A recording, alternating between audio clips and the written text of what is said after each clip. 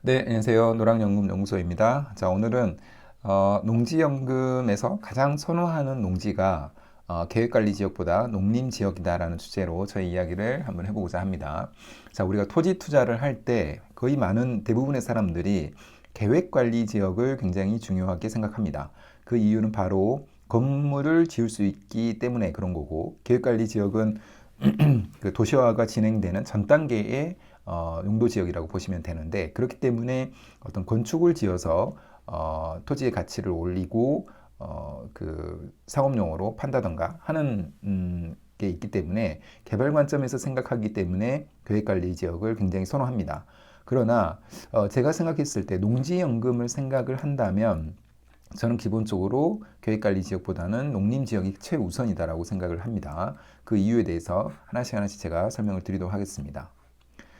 자, 제가 이제 그 특강 자료를 준비를 하다 보면은 이 토지에 대해서 기본적인 공부도 같이 하게 됩니다. 그러니까 토지에 대해서 모든 걸 다 하지는 않고 농지연금을 준비하기 위한 기본적인, 그러나 꼭 알아야 되는 그런 개념에 대해서 정리를 하고 있는데, 용도 지역을 보게 되면은 그 용도 지역이 중요한 이유가 바로 이 건폐율과 용적률 때문에 그렇습니다.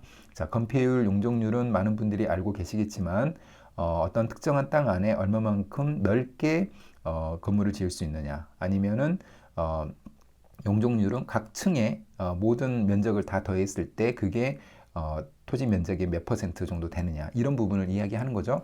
그래서 가장 높게 짓기 위해, 더 크게 면적으로 그 건물을 짓기 위해서는 건폐율도 커야 되고 용적률도 커야 됩니다. 자, 그런 관점인데 이 왼쪽의 용도 지역에서 주거 지역, 상업 지역, 공업 지역, 녹지 지역, 이 네 가지를 합쳐서 도시 지역이라고 합니다. 그래서 크게는 도시 지역이 있고, 관리 지역이 있고, 농림 지역이 있고, 자연환경 보존 지역이 있습니다. 자, 도시 지역에서는 예를 들면 주거 지역, 상업 지역, 공업 지역, 이런 지역들은 이미 도시화 또는 개발이 다 끝났기 때문에 사실은 이쪽에 관심을 갖는 분들은, 많은 분들은 거의 없습니다.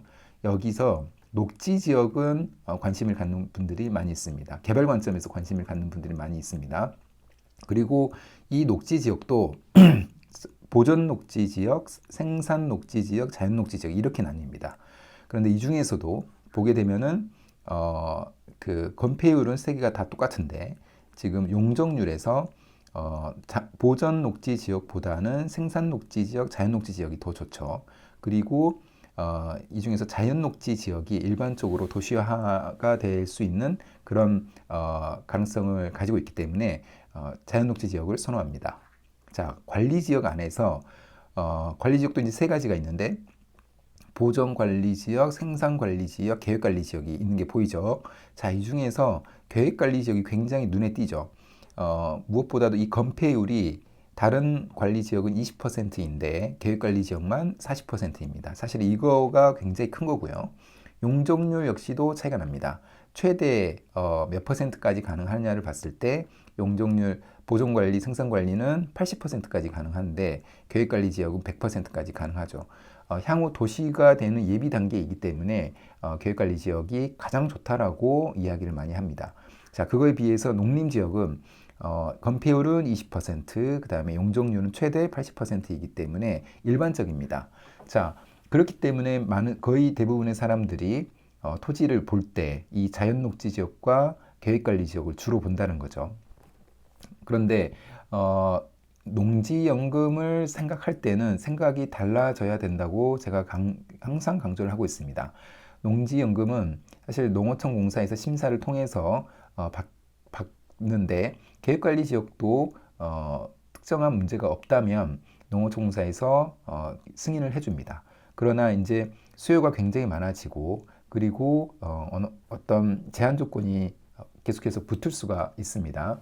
자, 그럴 때 농어촌 공사에서 가장 우선하는 농지가 무엇인가를 딱 생각을 해봤을 때는 가장 우선한 거는 바로 농림지역, 그 중에서도 농업진흥구역, 우리가 반듯반듯하게 생긴 그 절대농지라고 하는 농업진흥구역이 1순위입니다. 1순위라고 저는 생각합니다. 왜 그러냐면 농업진흥구역의 장점이, 농업진흥구역도 농림지역 안에 포함이 되어 있습니다. 농업진흥구역의 장점은 농지연금의 담보가치를 10%더 쳐줍니다. 그래서 일반적인 농지의 담보가치는 감정가의 90%인데 농업진흥구역은 감정가의 100%로 인정을 해줍니다. 자, 10% 차이가 있기 때문에 굉장히 큰 거죠. 5억 원의 담보가치가 있다면 5천만 원을 더 준다는 겁니다. 굉장히 큰 거고요. 그 다음에 농지 이양 은퇴직불 대상구역입니다. 자, 고령의 농업인이 이제 은퇴를 한다라고 하면서 농지를 농어촌공사에 팔면서 직불금을 받는 그런 사업이라고 보시면 되고, 작년부터 시행이 됐고요. 그런데 이 농지 이양 은퇴직불이 해당하는 농지가 농업진흥구역이라고 보시면 됩니다. 농업진흥구역 밖에 없다라고 보시면 됩니다. 그 다음에 경지정리가 잘 되어 있어서 진입로나 이런 부분들이 잘 확보가 되어 있죠. 농사짓기 가장 편한 용도지역이라고 보시면 될 것 같고요. 그러나 이 개발 가능성이 전혀 없다라고 해도 그 공시지가 또는 감정가가 안 오르느냐? 그러지 않습니다. 딱 보시면 아시겠지만 물가 상승률 플러스 1에서 2%씩은 계속해서 올라갑니다. 오히려 어떻게도 봐야 되냐면 농업진흥구역은 농업 경영이 제1 목적이기 때문에 가격 거품이 있다고 생각하면 안 될 것 같고요. 없는데 전국에 있는 어떤 농지도 지금 공시지가 흐름을 보게 되면은 지속적으로 우상향한다는 걸 알 수가 있습니다.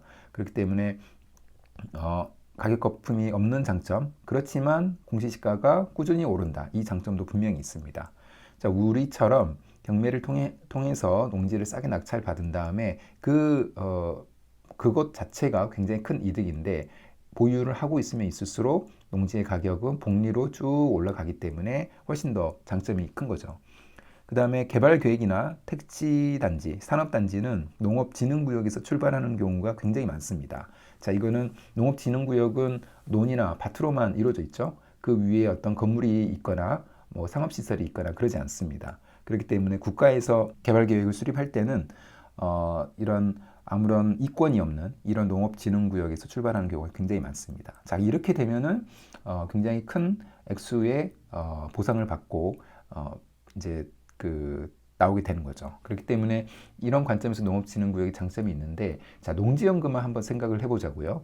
농지연금만 생각하더라도 그 1번, 2번, 그 다음 3번 경지정리되어 있다는 거, 이런 것들이 모두 그 농지연금 관점에서도 굉장히 중요한 겁니다.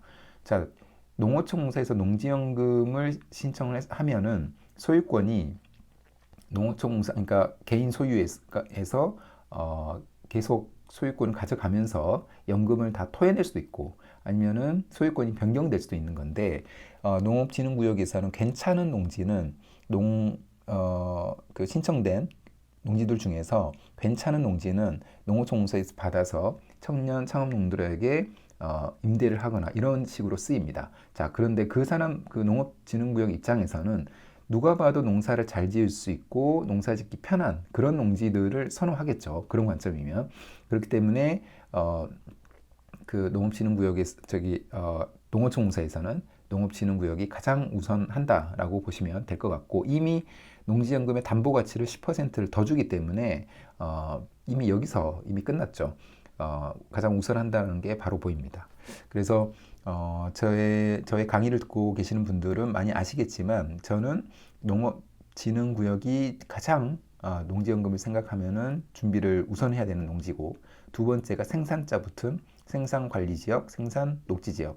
이 생산이라는 게 농업 생산을 이야기합니다. 그렇기 때문에 그 세 가지 농지를 주로 타겟해서 준비를 하는 게 좋다라고 말씀을 드리고 있습니다.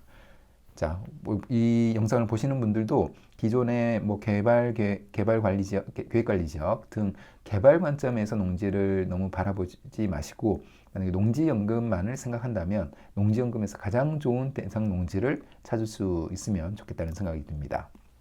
자, 그럼 오늘 영상은 이것으로 마무리하겠습니다. 감사합니다.